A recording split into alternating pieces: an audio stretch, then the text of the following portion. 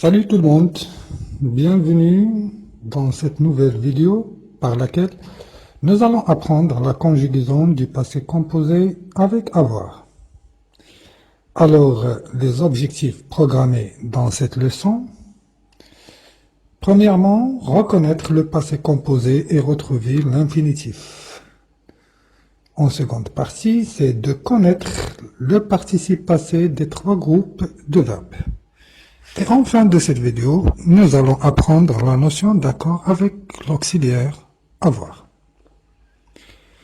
Alors, comme vous voyez, par l'axe du temps qui apparaît devant vous, nous allons se situer sur le temps dans lequel nous allons progresser nos concepts. Donc, comme vous voyez, au milieu de cet axe, le présent, c'est le moment dont on s'exprime maintenant. Et vers la droite, c'est le futur, ce qui est prochain, à venir, c'est-à-dire ce qui passera plus tard.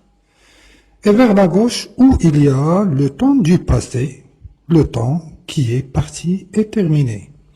De ce fait, on dit que le passé composé exprime une action passée, terminée et achevée par rapport au moment où l'on parle. Il se forme avec deux éléments, les auxiliaires être et avoir au présent de l'indicatif, plus le participe passé du verbe. Donc, prenons un exemple sur la formation, autrement la composition du passé composé.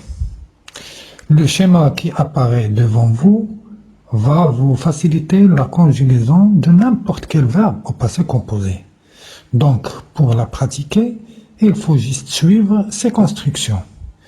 D'abord, de penser au sujet de votre phrase, puis de conjuguer le verbe être ou avoir au présent et d'ajouter le participe passé du verbe.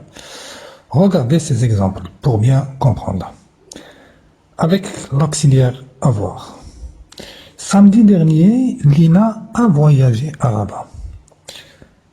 Identifions cette phrase. Samedi dernier, ça c'est un indicateur du temps qui me montre le passé. Lina, c'est le sujet de la phrase. Donc c'est la troisième personne du singulier, c'est elle. A, c'est l'auxiliaire avoir au présent, aussi à la troisième personne du singulier. Voyager, c'est le participe passé du verbe voyager. Maintenant, avec être. Mon père est revenu en retard. Mon père, c'est le sujet, à la troisième personne du singulier, c'est il sans S, et c'est le verbe être au présent, à la troisième personne du singulier, revenu, c'est le participe passé du verbe revenir. Ce que j'aimerais bien vous ajouter pour bien arriver à la bonne conjugaison du passé composé, c'est la terminaison des participes passés, et cette pratique dépend du groupe du verbe. La terminaison du participe passé du premier groupe se termine par un accent, c'est « et ». Exemple, parler, c'est l'infinitif avec « er ». Le participe passé, c'est « parler » avec un accent. C'est pour tous les verbes du premier groupe. Maintenant, le participe passé des verbes de deuxième groupe se termine par « i ». Un exemple de verbe, c'est le verbe choisir. Il y a IR. Donc, le participe passé, c'est choisi avec I à la fin. Quant aux verbes du troisième groupe, ils peuvent se terminer par S, ou bien U, bien I, ou bien T. Le tableau que vous voyez maintenant, il vous présente pas mal de verbes dans lesquels vous allez trouver toutes ces terminaisons. Vous savez très bien que les verbes de troisième groupe, ce sont des verbes irréguliers, ce sont des verbes d'exception. Donc, c'est pour ça qu'il faut apprendre la conjugaison de ces verbes par cœur. Alors, il ne reste maintenant que de découvrir la conjugaison du verbe avoir au passé composé. Il se conjugue ensuite. J'ai eu, tu as eu, il a eu, elle a eu, nous avons eu, vous avez eu, ils ont eu, elles ont eu. Quand vous voyez que le verbe avoir se conjugue au passé composé avec l'auxiliaire avoir. Son participe passé, c'est eu avec EU.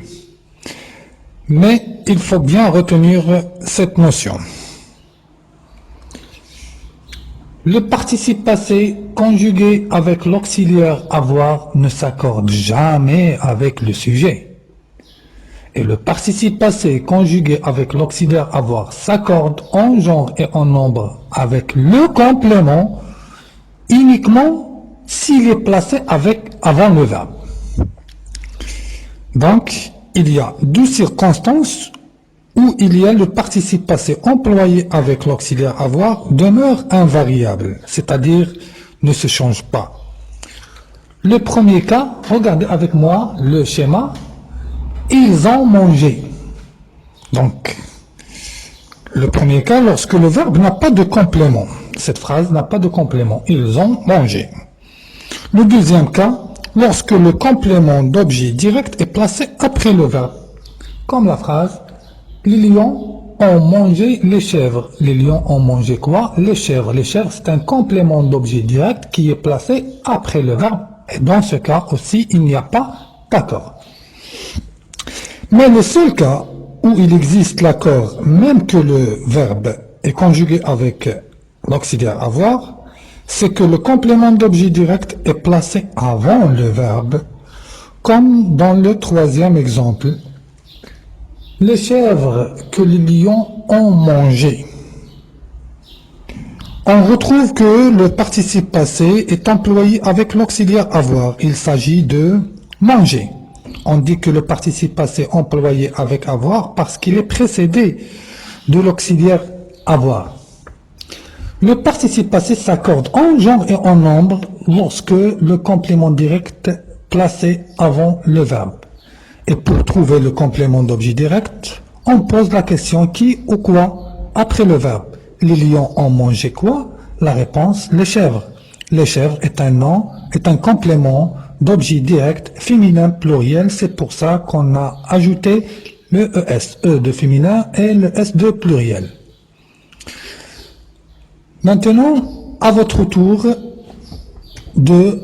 d'identifier ou bien d'accorder le participe passé dans les phrases suivantes s'il y a lieu.